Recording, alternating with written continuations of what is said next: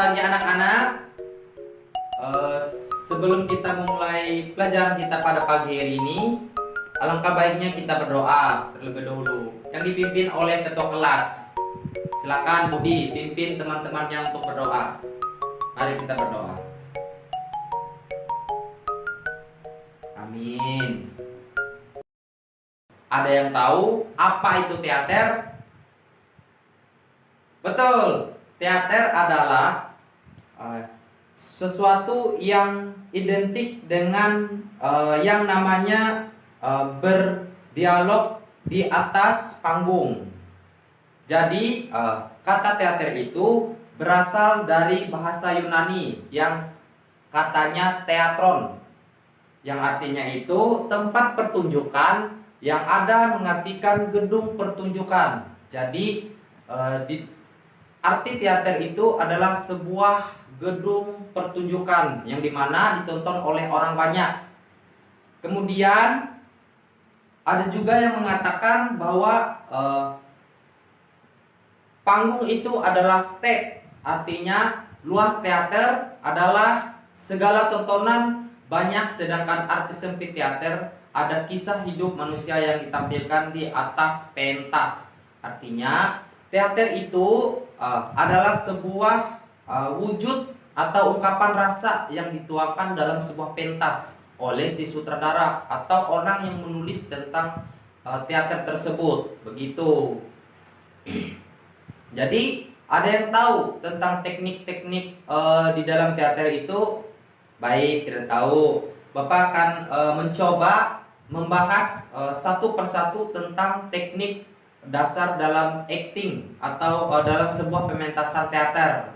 Yang pertama itu ada teknik dasar acting dalam teater. Jadi di dalam perwujudan acting itu yang pertama adalah sutradara itu memilih satu peran aktor. Ada yang tahu apa itu aktor? Nah, jadi aktor itu adalah sebuah peran atau peran utama di dalam sebuah teater. Jadi kata lain atau kata umum dalam teater itu untuk pemeran-pemeran, setiap pemeran itu ada aktor namanya. Itu sebutan umumnya di dalam teater. Jadi sutradara itu memilih aktor itu dalam bentuk fisik ataupun psikis yang sesuai dengan pemeranan teater tersebut. Jadi begitu. Kemudian yang kedua, peran yang dimainkan oleh aktor, sebutan populer itu di dalam teater itu ya bisa kita sebut juga sebagai tokoh-tokoh yang berperan. Jadi atau kelebihan yang lainnya juga seperti kekuatan acting yang kurang. Apa itu olah tubuh? Ada yang tahu? Rizka, ada yang tahu tentang olah tubuh itu di dalam teater itu seperti apa? Oh, tidak tahu. Baik. Jadi di sini kita sama-sama belajar yang dimana dalam sebuah pentas atau pertunjukan itu penting yang namanya itu olah tubuh. Kenapa ada elemen dasar olah tubuh di dalam sebuah teater itu?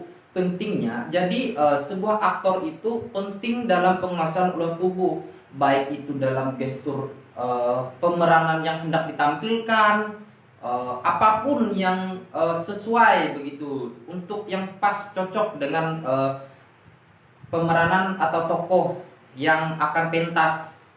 Dalam watak apapun, dari suara itu harus persis dan sesuai. Dan itu akan lebih diolah lagi, harus secara efektif. Kita akan latihan-latihan terus begitu di dalam teater. Kemudian yang kedua itu ada olah suara. Jadi selain olah tubuh itu ada juga olah suara. Jadi fungsi dari olah suara ini jadi merupakan faktor penting di dalam sebuah teater. Jadi fungsinya itu untuk penyampaian yang jelas untuk audiens ketika kita di atas pentas itu supaya jelas begitu dari intonasi, diksi ataupun artikulasi. Jadi ketika kita bermain di dalam sebuah pementasan, baik itu di dalam kelas ataupun di panggung sana. Jadi ketika kita sudah menguasai yang elemen olah suara ini, kita akan bebas gitu, apapun yang kita mau, jadi kita semuanya bisa. Elemen olah rasa. Acting pada dasarnya menampilkan keindahan dan keterampilan seseorang dalam sebuah pementasan, baik pun itu aktor ataupun figur-figur yang lain. Jadi tujuan dari olah rasa ini kita merasai, kita menyerapi apa yang sedang kita pentaskan. Jadi begitu artinya. Jadi segala pikiran, emosi, perasaan, dan sosok peran yang sedang dimainkan itu harus sesuai dengan karakter tersebut. Jadi aktor juga memiliki kemampuan untuk menjadi seseorang yang bukan dirinya sendiri. Jadi dalam kata lain itu, misalnya Budi itu ingin bermain teater berjudul tentang Pandir misalnya.